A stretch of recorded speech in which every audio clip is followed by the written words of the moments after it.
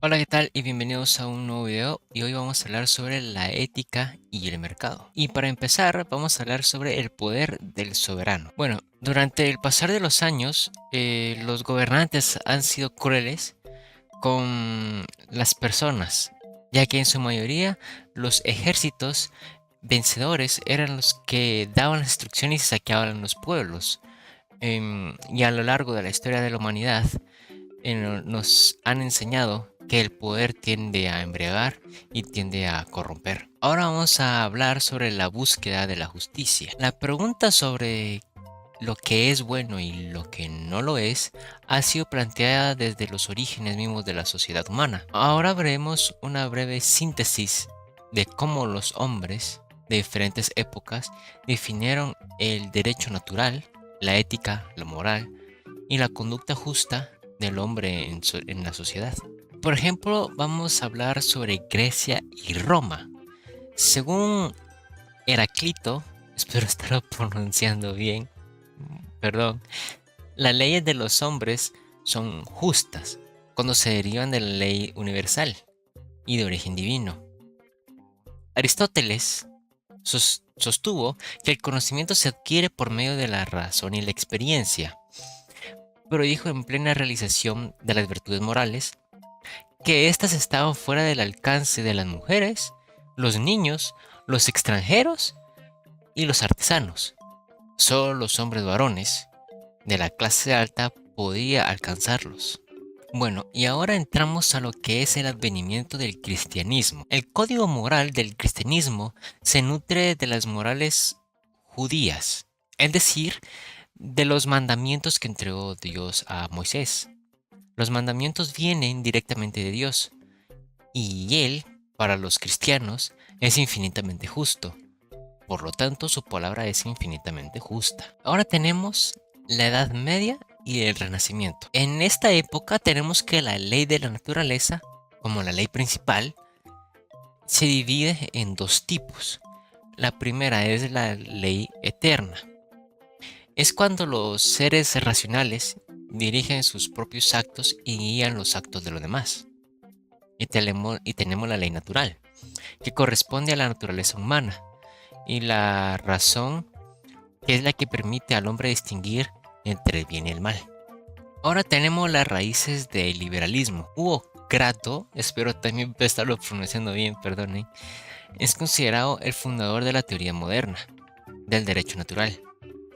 Él sostenía que la ley natural gobernaría las acciones del hombre aún por encima de las de Dios. Otras personas como Karl Marx decían que la moral de las personas se da por el sistema económico que los gobernantes imponen y las personas solo lo aceptan sin cuestionarlo. Ahora tenemos como siguiente punto la revolución industrial. En la revolución industrial británica no fue una obra de científicos ni de gobiernos, fue una obra de artesanos, movidos por el deseo de hacer fortuna dentro de un marco legal que otorgaba a la propiedad legítima garantías más amplias y más estables que las leyes de otras naciones. Ahora tenemos la libertad económica y la libertad política, pero primero vamos a hablar sobre la libertad política, que es la condición de una sociedad regida por una ley suprema, o sea, es la Constitución, ¿no?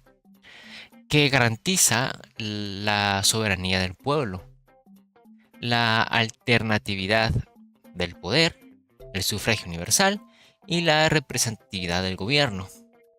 Ahora tenemos la libertad económica. Es la condición de una sociedad en la cual el orden jurídico garantiza a cada individuo el derecho de producir, intercambiar, contratar y consumir sin coerción ni privilegios. Ahora pasamos con una etapa de la sociedad moderna. Los pocos pueblos españoles que quedaban en América decidieron independizarse y se dieron cuenta que la función del gobierno es garantizar los derechos individuales y restringir la libertad de los gobernados en el mínimo necesario para asegurar la vigencia universal de sus derechos. Ahora tenemos el relativismo moral y colectivista. En esta época del tiempo, se puso en tela de juicio muchos de los pensamientos que ya se tenían como absolutos, como por ejemplo fue Charles Darwin, que cuestionó al jardín del Edén y el arca de Noé. Sin saberlo, Darwin llevaría a las personas a cuestionarse todo lo que se creía era verdadero. Y también Albert Einstein, que revolucionó la ciencia de la teoría de la relatividad. Si el espacio es relativo, ¿no? Y el tiempo también, ¿por qué el bien y el mal también tienen que ser absolutos? Ahora tenemos a los derechos humanos. Los derechos humanos se concentraron a finales de la Segunda Guerra Mundial por hombres de buena voluntad que pensaban en una sociedad en armonía. Los derechos humanos son que lo ideal sea que no se quebranten. La verdad es que muchas de las personas encarceladas injustamente son reprimidas de estos derechos. Además que no todos tienen derechos. Por ejemplo, los animales son criaturas que viven sin derechos.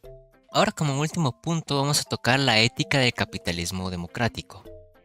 En el capitalismo democrático, o sea, es el mercado, es el orden espontáneo que resulta de la interacción pacífica de individuos empeñados a satisfacer sus propias aspiraciones. Ahora tenemos en su división política la democracia. Es el resultado de milenios de reflexión filosófica que culminaron en el sistema de gobierno más propicio en comparación con otros sistemas conocidos al desarrollo integral del ser humano. Y eso sería todo por este video. Muchas gracias por ver, espero que les haya gustado.